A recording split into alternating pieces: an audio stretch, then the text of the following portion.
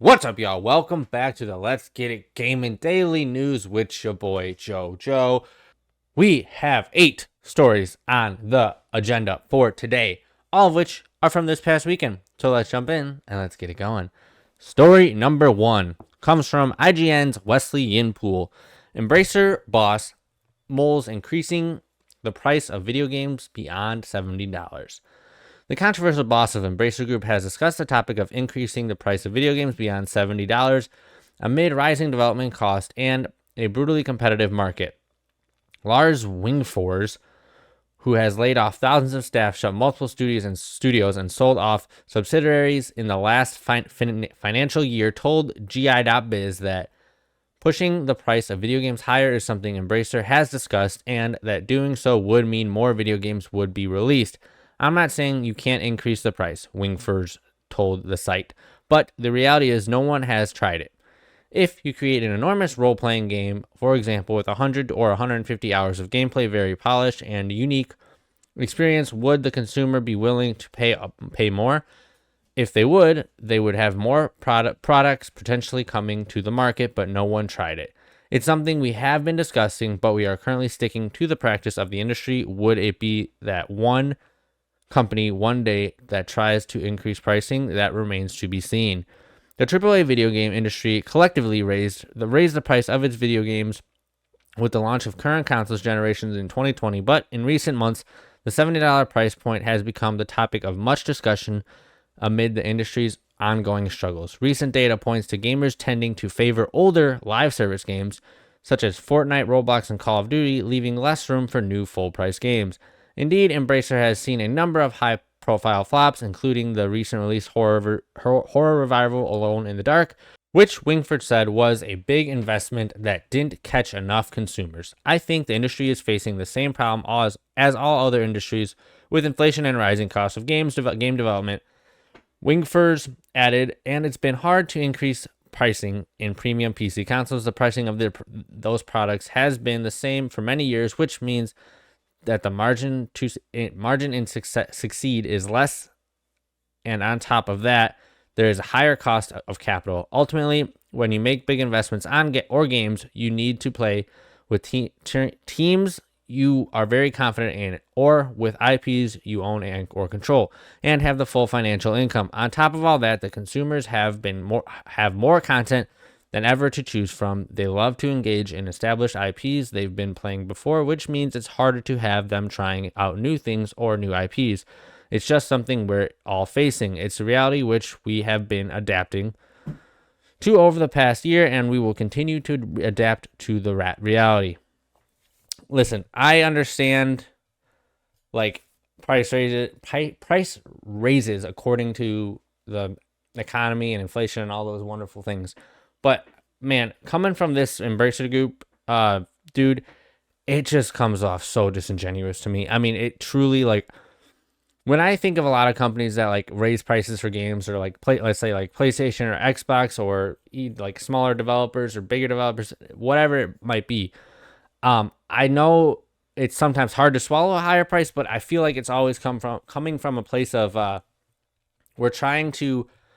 things are getting more expensive to make, and we're making better games, and we're trying to hit consumers with better quality products, and it costs more money to do that. But it always seems like they have the forefront of the player in mind. At least I've always felt that way when they did different types of price raises, depending on circumstances or whatever. But for the most part, I do believe that a lot of these bigger studios or bigger production companies, that's not right, bigger producers, whatever, people like PlayStation or Xbox, Microsoft, essentially, a lot of their decisions are made to make money, but also in a way I think it's meant to hey, we want to offer better quality, and this helps us offer you guys better quality, and I'm okay with that. But way this guy has gone with all these studio closures and all this different shut down this, shut down that, close down this, sell this off, split this up, dude, he just sounds like a shitty business guy that's trying to make a lot of money and screw a bunch of people over, and I really don't like it, especially if a game that came from Embracer Group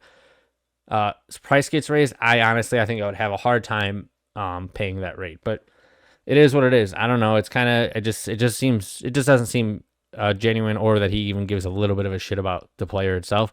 But only time will tell. Let's jump into story number 2. This comes from Insider Gaming, Grant Taylor Hill. Days Gone director says Sony execs were never fans, hence no sequel. Ahead of the recent State of Play showcase that revealed upcoming games from the PlayStation ecosystem, Jeff Ross, who worked as the game director on Days Gone, made a damning statement on the subject of Days Gone 2. Making an appearance at the PlayStation showcase, Ross explained that Sony executives like the newly crowned CEO Herman Hulst were never fans, insinuating that the core reason why the follow-up title was never developed. Days Gone was a solid enough post-apocalyptic game with plenty of metal meat on the bones, but thanks to a launch that was plagued with issues, it drew negative feedback very early on, marring the game considerably. From the veteran team at Bend Studios, Days Gone emerged as something quite new and tasty in the zombie slasher world, presenting players with a motorbike, badass Deacon St. John in a world torn apart and ripe for the picking. In a post published on social media before the recent State of Play showcase, Jeff Ross, one of the senior team members who worked on Days Gone, wrote, and quote, "A lot of people still ask me if there will ever be a Days Gone sequel, so I submit this poster as evidence it will never happen. Sony higher-ups like Herman were never fans, so you won't hear about it at the PlayStation State of Play today or ever," end quote.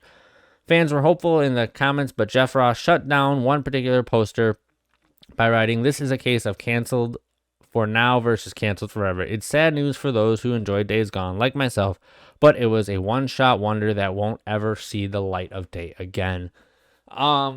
I enjoyed Days Gone. I live streamed it not too long ago, and I had a lot of fun with it. But I don't know. I'm indifferent about this. It was a fun game. I did enjoy it. It did have a lot of problems when I played it. And I know they fixed a lot of them.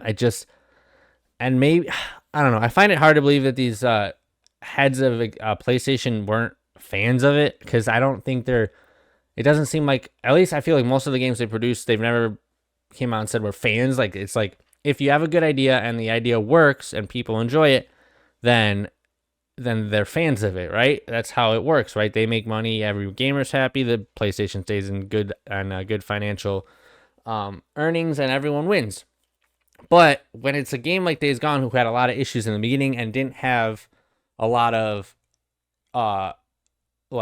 backing, I guess, on the players, besides like a niche group, it happens, right? They got to make the decision that it's not worth investing money in a second game. It's not like they told them to stop, never make games again, right?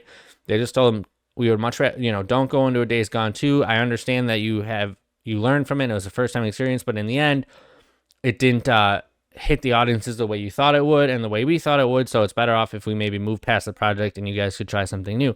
And I think that's totally okay and understandable. I know all the Days Gone's fans are going to go at me for this, but it's just unfortunately how it is. And most of all of other PlayStation games were well received, got good following. They came out with little to no issues. So I don't know. I think it's a lot of everyone had to, it was kind of everyone had everyone's fault in a sense, right? Not even fault. Fault's a weird way to put it, but everyone was in the process that made it not work out in the benefit for the game, if that makes sense. It just didn't hit as well as it needed to or expected to, and hopefully Ben is investing some into new IPs, and their director, their owner, the director kind of seems butthurt, and he kind of like throwing jabs at Sony for them not liking his idea. And I get that, I understand that, but you also got to treat it as like a business, right? And it didn't get well received. It's understandable. Let's try something new and move past it. But I don't know. We'll see what happens. I know Ben is working on something new. Hopefully it'll be a hit. Until then, let's jump into story number 3. This comes from IGN's Wesley Yinpool. Microsoft insists it won't lock Call of Duty Black Ops 6 behind a new Game Pass pay tier at launch. At launch, that's very specific. Amid speculation, Microsoft plans to launch a new, more expensive tier of Game Pass. The company has confirmed Call of Duty Black Ops 6 will be playable upon launch on all existing tiers. This week, Microsoft announced the arrival of Call of Duty Black Ops 6 Day 1 on Xbox Game Pass. It is the first Call of Duty game to do so and follows Microsoft's $69 billion acquisition of Activision Blizzard. Microsoft has faced tough questions around the potential cannibalization effect of Game Pass, particularly on games that launch on the service day one. While Xbox executives have insisted sales can be boosted by a game's presence on Game Pass, some publishers remain unconvinced. Former Activision boss Bobby Kotick, for example, was always against putting Call of Duty into a subscription service. Unlike Microsoft console's rival, Sony does not release its new exclusive straight into the subscription service. Speculation at rife that Microsoft plans to make significant changes to Game Pass to accommodate the launch of Black Ops 6 straight into the service. Some have wondered whether Microsoft planned to launch a new, more expensive tier of Game Pass strictly for day one titles, locking the likes of Black Ops 6 behind it in the process. However, a statement issued to Eurogamer by Microsoft spokesperson ruled that out, at least for the launch of Black Ops 6 later this year. Upon launch, Call of Duty Black Ops 6 will be playable on Xbox and PC for Xbox Game Pass Ultimate, PC Game Pass, and Xbox Game Pass for console members, Microsoft said. This is an interesting one because I am 100% expecting Microsoft to bump up the price and put all their first parties behind another tier, which I get it. I've been saying for a while now, whether it's just on videos or even amongst my friends whenever we talk about Game Pass, is the sustainability of Game Pass I find so hard to be successful in, because I know Microsoft is a multi-trillion-dollar company, but they don't like losing money in general, right? So they got to be taking huge financial hits when they're requesting or they're putting first parties on. I mean, the amount of money that goes into games, like even indie games, they're losing money in the end, and it's for the benefit of the player. As I said in one of my first story, that seems like these developers always do things for the benefit of us for the most part, but sometimes, it gets to this point now where you're like, it's going to be beneficial, and if you guys want to play first party, like I personally wouldn't mind if they bumped it up more. If there's another tier, it wouldn't bother me. I know that's saying a lot because a lot of people can't afford a higher tier, but I understand the reason behind it, because I feel that the only way the sustainability stays and the quality of games either stays high or it gets better is if they keep making a return on what they're producing. And the only way to really do that would be to raise the price. Otherwise, they're going to have to pull their first party studios and sell them for full price to make a revenue stream. And that's just unfortunately how it has to be. But we will see what happens. I have a feeling, as I said, sooner than later, we will get an increase in Game Pass pricing. When that will be, probably, I would say by the start of next year, they're going to release, we're going to do like a $20 or $22 tier for first party studios. But until then, let's jump into story number 4. This comes from IGN's Wesley Yinpool. Is GTA 6 coming to PC? Take-Two boss has a coy response. Is GTA 6 coming to PC after console PC gamers have assumed it would ever since Rockstar unveiled perhaps the most wanted video game on earth for PlayStation 5 and Xbox Series X and S only? Now the boss of Rockstar's parent company, Take-Two, has issued vaguely worded statements that, if you read in between the lines, the corporate doublespeak suggests that yes, GTA 6 will eventually come to PC. During an interview at a TD Cowen conference this week, as reported by VGC, Take-Two CEO Strauss Zelnick responded to the question about whether Rockstar's lack of PC announcements was set in stone or if a PC version would be announced later. Here's Zelnick's, almost said Zelensky, Zelnick's response in full. And quote, well, the lack of the announcement is not something that could be set in stone as near as I could tell, because the only thing that happened after the lack of announcements is an announcement, I suppose, or a continuing lack of an announcement. I guess that could happen too. It doesn't seem to me that either would be set in stone, but Rockstar has an approach to platforms which we've seen before, and they will make more announcements in due time. I do believe that the right strategy for our business is to be where the consumer is, and historically what the company has done is address consumers anywhere they are on any platform that makes sense over time. Zelnick dances around the inevitable PC version of GTA 6, but he does point to Rockstar's release strategy for its previous games. Fans of Rockstar games have noted that studio's historical reluctance to release other past games on PC date and date with consoles, as well as its fraught relationship with modding communities over the years. Still, some had hopes the games big as GTA 6 could be turning point for the studio's PC gaming attitude, only to have those hopes dashed. This is unfortunate, but not surprising to me. I don't really know why. I have an assumption as to why, because of the whole modding community and the way they alter these games. I could see how Rockstar dropping their games on PC would inevitably cause more issues for them in trying to fix or support mods that come out, and it's easier to have a streamlined prep line for those to come out. So like if they drop it on consoles and it's on consoles everywhere, and then they have a year to kind of tweak PC versions, prep whatever they need to prep, be ready to go when things break or need to be changed. So I understand why they do it as they've done it in the past. I don't see why they would change it right now, especially if GTA 6 is as big as we all expect it to be. Either way, it'll be to PC eventually, probably after the first year, which is unfortunate for you PC players, but just get on a system already. That's a joke. Relax. Don't get mad at me. All right, let's jump into story number 4. This comes from IGN's Wesley Yinpool as well. Man, yeah, Wesley Yinpool has been on a roll this weekend.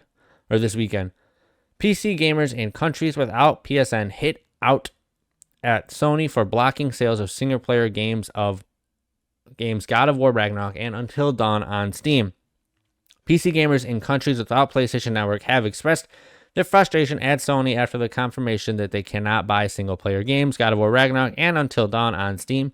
Sony announced the PC ports of both PlayStation games during its State of Play, May 2024, and confirmed that they require a PSN account to play. This message is reiterated on the Steam page for both games. Unfortunately, that means God of War Ragnarok and Until Dawn are unavailable on Steam in regions in which PSN is not live. Well, it has now become clear that all of Sony's PC games will require a PSN account to play after Helldivers 2 debacle in April. Most recently, a foyer over the PSN requirements for the multiplayer portion of Ghost of Tsushima. Some have hoped single-player only games would be spared. Not so. PSN is available in just 69 countries, leaving many out in the cold. The Baltics, including states that are part of Europe, the European Union, Estonia, Latvia, and Lithuania, are also excluded. For years, some players in these countries have created a PSN in a support region to get around the restriction, but these are concerns that Sony could ban the accounts of those who do. Exacerbating the backlash is that Sony has doubled down on the policy even for single-player games such as God of War Ragnarok and Until Dawn. This is weird. I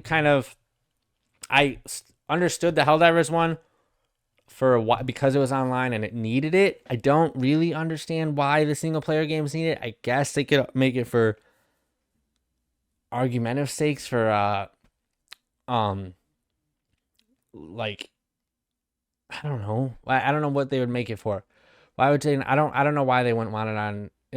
They would need a PSN account for those games. I guess for trophy syncing, it makes sense. Unless it's because I don't think you need a PSN for crashes if they need to do updates and all that stuff. So I don't know. It's weird. It kind of seems like they're.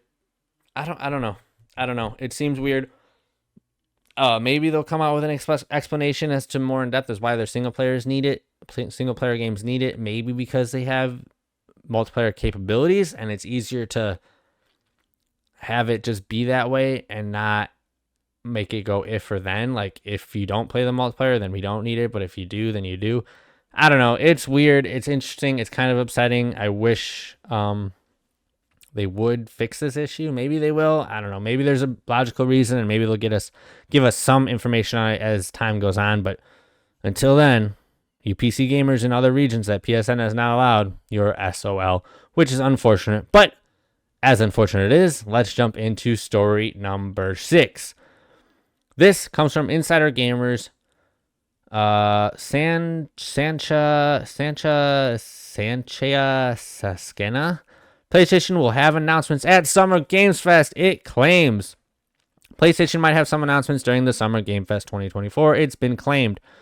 Renowned tipster Midori, known for their scope related to Sega and Nintendo, recently tweeted about the PlayStation attending Summer Games Fest. The post informed players that more information regarding Metaphor ReFantazio and Sonic X Shadow Generations will be relayed during the Summer Games Fest. Adding to this, Midori stated that we can expect announcements of more titles from SIE Studios too.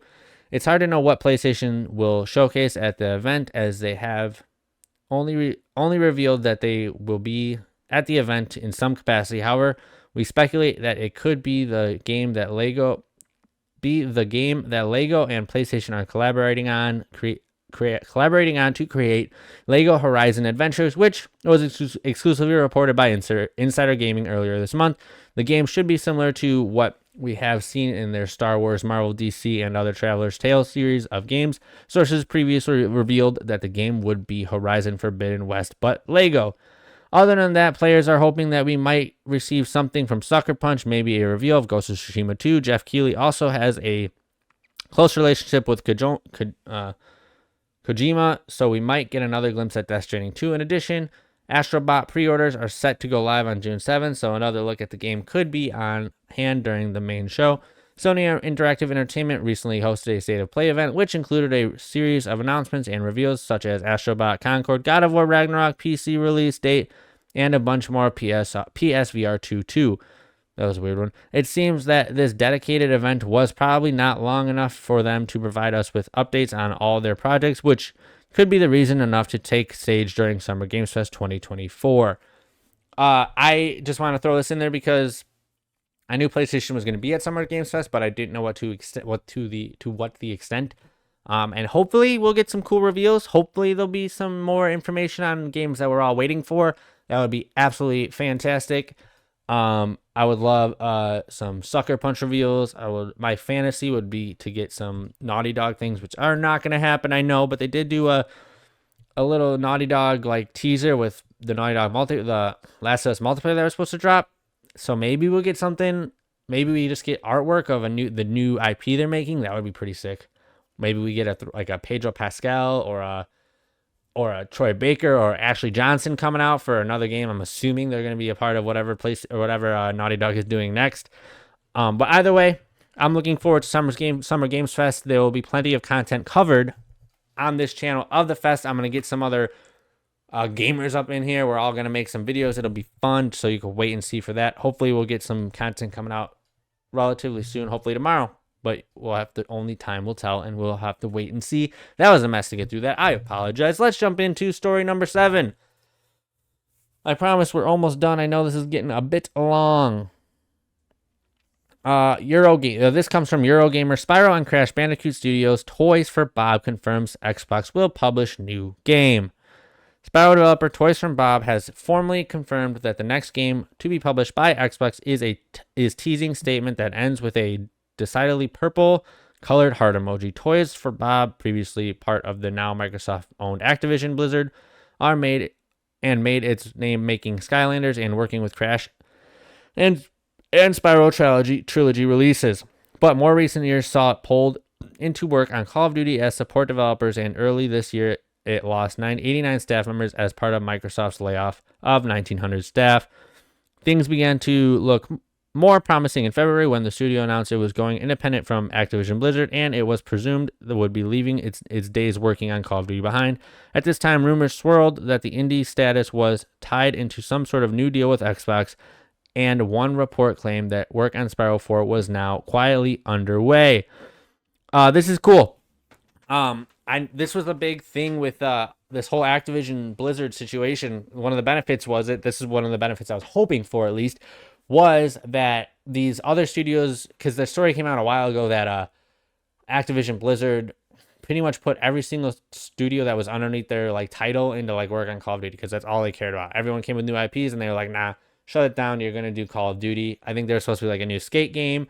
They said, shut it down, work on Call of Duty, which was dumb and stupid. And the stupid things that Activision Blizzard went through just to support Call of Duty was ridiculous. But now that it's under Microsoft's umbrella, I was hoping that they would allow these smaller studios within Activision Blizzard, or smaller developers, I should say, within Activision Blizzard to make the games they want. And it sounds like that's what they're doing. So this is awesome to hear. I can't wait to see what Toys for Bob are working on. I can't wait to see what all of these other like Activision developer studios are going to be working on in the future. I think it'll be cool. It'll be good and it'll be cool. And hopefully everyone will benefit from it, especially us, the gamers. But let's jump into our 8th and final story.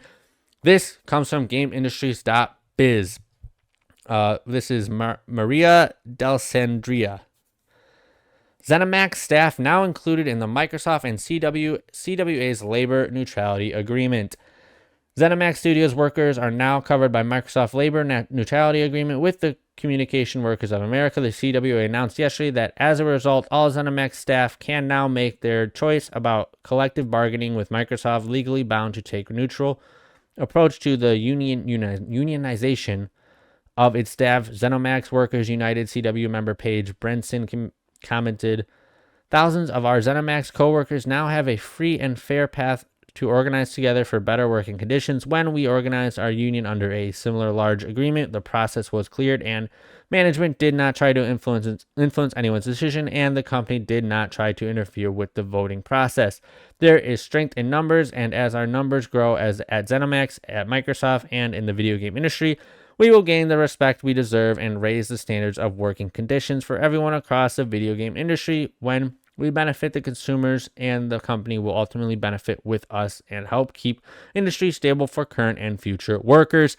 This is good news. I know like there's been so much chaos over crunch and people working too hard and working too many hours and not getting treated fairly or getting treated like frat houses and all these crazy things. So unionization is good.